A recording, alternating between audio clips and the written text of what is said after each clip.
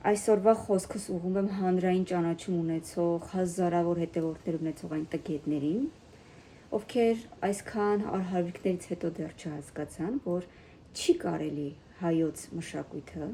որը բոլոր ժամանակներում փոխանցել է տիեզերական գիտելիքներ, ամբողջ աշխարհում տարածել այդ տիեզերական գիտելիքները, տարանջատել, ինչ-որ հատված ընդունել, ինչ-որ հատված չընդունել։ Եվ ուզում եմ ձեզ կոչ անել, որ հաջորդ ապրիլի 24-ին, երբ ծիծեռնակաբերդ կգնաք, մի հատ կմտածեք, թե ինչի արդյունքում ենք մենք 100 տարի մեկ ցեղասպանվում, եւ գուցե նաեւ դուք եք դրա պատճառը, որովհետեւ երբ որ մենք չենք ընդունում մեր արմատները, մեր մշակույթը,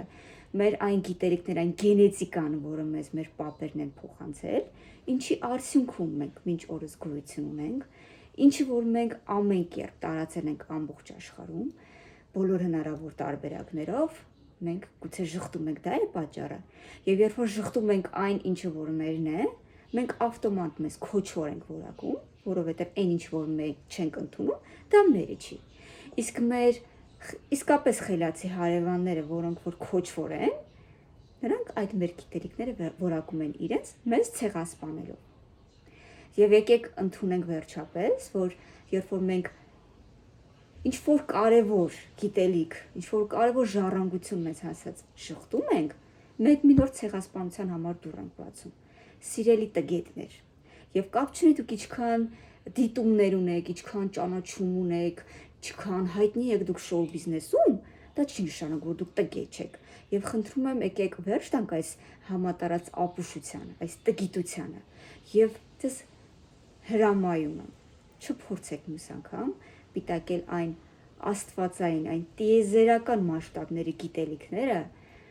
այն արժեքները, որի համար մենք այսպես խոնարհված պիտի շնորհակալություն հայտնենք Աստված, Արարչին, աստվածային արժեքներ փոխանցող մեր պապերին, որոնց համար, որոնց արդյունքում ենք մենք ինչ օրս կանգուն, ինչ օրս գոյություն ունենք, եւ ինչ օրս, երբ որ մեծ տերություններ գոյություն չունեն, մենք դեռ գոյատևում ենք։ Եվ այդ ժխտելու արդյունքում է, որ այսօր մենք այսքան ենք դարձել։